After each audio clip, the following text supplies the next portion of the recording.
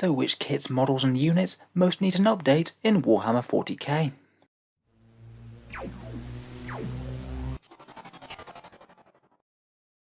Hello and welcome back to Auspex Tactics, where today we're doing another top 10 video, where people on this channel have voted for their favourite kits they most like to see updated out of the current 40k range. As we all know, Games Workshop have an enormous roster of models spread amongst many armies, some of which now date back over 20 years or more, and some of which have aged quite well, some of which maybe less so. With that in mind, I created a YouTube community post a little while back, asking you which kit you'd most like to see updated, and any particular reasons for that.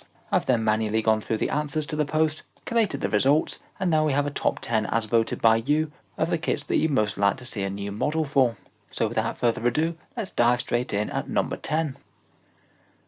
Voted 10th we have the Eldar Guardians, an iconic troops choice for the craft world, who, as many did comment on the post, did seem to hold up fairly well in terms of aesthetic. I really don't think they look too bad by modern standards, considering how old the plastic kit is. Maybe they just lack a little bit in variety. You can tell that they come from a slightly simpler era in miniature design, with not quite as much bling and a few more mould lines. In particular, what I think would really help them was if they had released a new multi-part kit that could make both Guardian Defenders and Storm Guardians. As it stands, the Storm Guardians are a slightly horrific composite kit. You both have to buy some standard Eldar Guardians and a resin upgrade sprue that's of kind of questionable quality. It's all very expensive, and to be honest I don't think that the end result even looks all that great. It leads to quite a lot of people wanting to kit bash their own Storm Guardians, maybe using some fancy elven swords or something, just because they don't have to deal with the resin kit. I think it could be quite a good option for Games Workshop to update. I'm sure a dual kit would go down pretty well.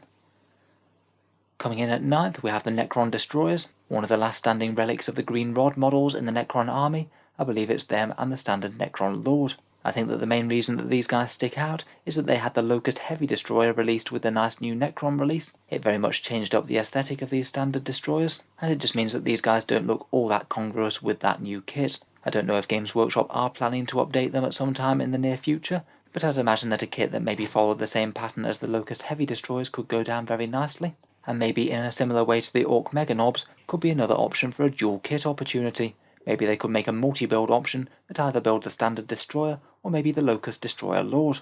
I know Necrons have just got a massive glut of releases though, so I'm not too sure how soon Games Workshop are going to be returning to them.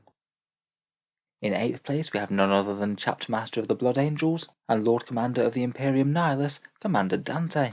Again, certainly a venerable model that I think might have aged a bit better than some of that era, but it still remains a very early edition model from around 2nd edition 40k I believe, and it's hard to say that it isn't showing its age a bit. Even compared with more contemporary Firstborn Marines he is just a little bit small, never mind when he's standing next to these enormous Primaris Space Marines. I think it'll be interesting to see which way Games Workshop might go with the resculpt of Dante though. In the fluff he is an old and battle-worn commander, so old that it really wouldn't be a good idea to have him try and cross the Rubicon Primaris.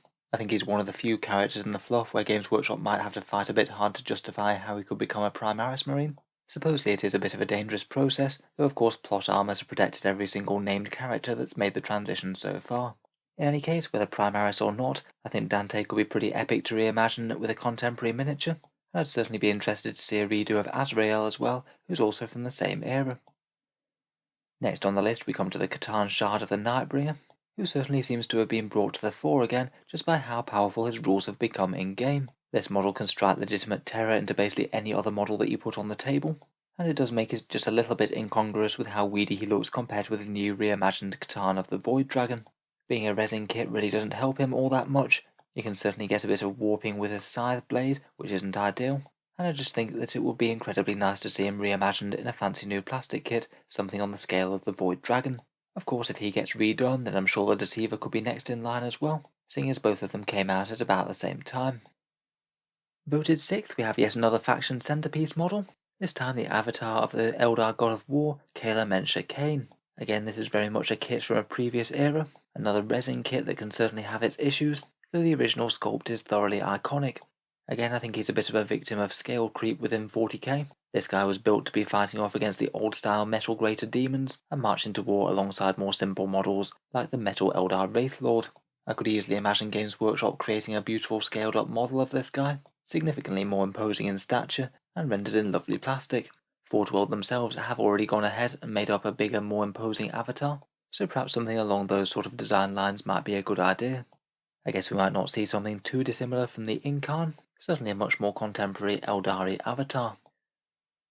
In 5th place we have a model that's pretty famous for being dated, and this is the poor old Orc Deathcopter. Not even ever translated into resin, this thing's still an ancient Games Workshop metal kit that's still available on their web store.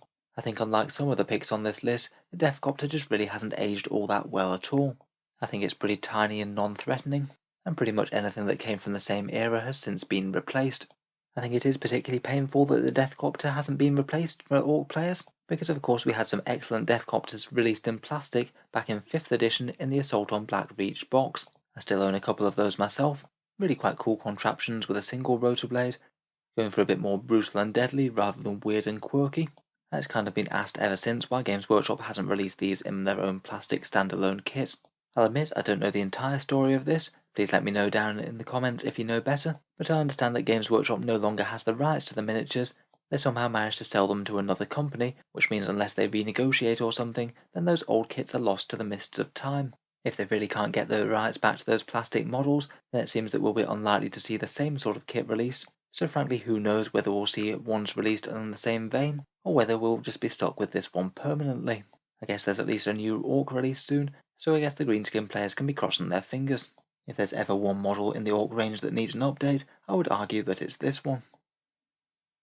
In 4th place on the vote we have the Noise Marines, who again seem like a pretty ripe choice for an update. We've seen the old Plague Marines reimagined into their new Death Guard, we've seen Thousand Suns reimagined into those really nice Rubric Marines. It stands to reason that at some point Games Workshop are going to get round to updating these guys.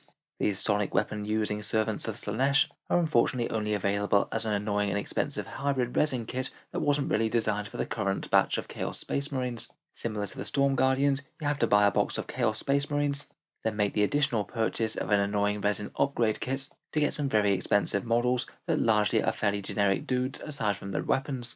I've got no idea how soon Games Workshop might get round to updating these. It seems likely though that they probably won't get an update until the Emperor's Children Legion get a release all of their own. We have one for Thousand Suns, we had one for Death Guard in 8th. Who knows, maybe 9th edition will be the time that the Noise Marines get lucky. We have already seen that individual trippy looking Noise Marine in the psychedelic colours. Perhaps a pretty good indication of what we might get if we do see an updated kit. Finally, while we're on the subject of the Emperor's Children, Lucius the Eternal will be ripe for an update as well if and when they get round to these guys.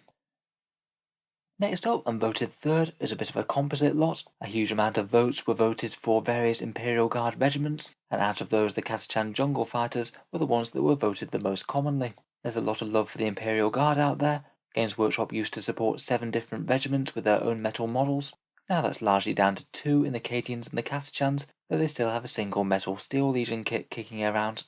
In any case, if we focus on the Katachans, they're a very old plastic kit, back when both times and fine details on models were a bit simpler.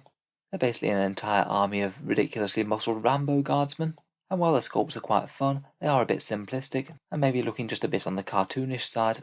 Just for the look of the models, I'd say they haven't aged quite as well as the more generic Cadian sci-fi troopers. And we have seen 2 unique Katachan characters come out lately, which really were very nice sculpts indeed, and show what Games Workshop could do with the range if they wanted to. The Cadians recently got an upgrade sprue, giving some nice new head options and special weapon options for the box. It would seem that the Katachans might be next in line for an update. I'm not sure if just adding in a sprue like the Cadians would fix them quite as well. I think perhaps with all the bits on the miniatures, maybe some resculpted arms might be a good idea, and I think maybe just redoing the entire miniatures in plastic might be better. Of course, as I mentioned, there are a lot of Guard fans out there. Every other regiment was mentioned multiple times, Steel Legion being the next most popular, and a few people very keen to see something like a multi-part Greatcoat kit, maybe where you could make Valhallans or Steel Legion from the same box. Moving on, in 2nd place on the vote, we come to the Khorne Berserkers. Again, these guys are another old venerable plastic kit. I'd say it's a bit of a mixed bag with these guys, some of them have aged a little bit better than others. Most of the helmets are still really quite imposing. That guy on the top right with the skull helm though does look a bit on the goofy side. I believe that these guys came out sometime in the early 2000s as well. A good kit for the time, but I think they're ripe with the potential for improvement. You could really make some gorgeous berserkers if they were reimagined. I'd say maybe the posing of the models isn't the best. Either they tend to be just a little bit static, just standing there, or there's a few that are modelled with running poses which kind of look a bit like they're falling over. I think perhaps they're quite such a popular choice on the list, just because they're an absolute iconic choice throughout all of 40k in general, never mind just Chaos Space Marines. There isn't very much that's more 40k than a heretical space marine with a chain axe, slamming into enemy lines to take skulls for the blood god. I'm sure Games Workshop will get round to updating these guys. I think they will be spectacular when they get there. Maybe a hint as to what we might expect for them might be the new Khan the Betrayer kit that came out towards the end of 7th edition. Again though, same as the Emperor's Children, they might choose to hold off until they actually release a World Eater's Codex. I'm sure it'll come at some time or other, but for all we know it could be years away yet. So now we've reached the top choice on the list, and I'll be honest, the voting wasn't even close. About 1 in every 3 comments on the post was referencing the Eldar Auspex Warriors or Phoenix Lords, perhaps because it's just such a big part of the Eldar range that have been stuck with resin fine cast models for quite some time. Over the past decade or so, Eldar releases have been very slow, and those that have come have tended to focus on their Wraith units and jet bikes, and it's left some of the choices that used to be the heart of the army kind of high and dry. Out of the Eldar Aspect Warriors, all of them are fine cast resin kits aside from the Dire Avengers and the recently updated Howling Banshees, and I will say that out of them some of them have aged a bit better than others. For me, I think that these Fire Dragons still hold up pretty well, to be honest. Not saying an update wouldn't be nice, but as old sculpts go, these might be some of the best. Others though, I think that time might not have been quite so kind to. Azamun on the left, in particular, looks a lot more like a 1990s miniature as opposed to a 2020s one. I believe that the Warp Spiders might be one of the single oldest kits in all of Warhammer 40k, certainly due an update by timescale alone, and I think that the Shining Spears could also be pretty high up the list as well. Their kit's never really been very good, to be honest, and almost everyone that I've seen who runs Shining Spears tends to convert them with other fantasy parts. The Howling Banshees and Phoenix Lord Jane Zar show what is achievable, but with another 5 aspects and Phoenix Lords still to go, they certainly have their work cut out. Finally, I just thought that we'd round up with some honourable mentions. These are ones that were mentioned quite a bit, though didn't actually make the list, so I thought we'd just quickly go through them. Sanguinary Guard actually came up quite a lot, despite being a relatively recent plastic kit, maybe partly out of desire to have some upscaled Primaris jump pack assault infantry, which I think could look pretty epic with angel wings.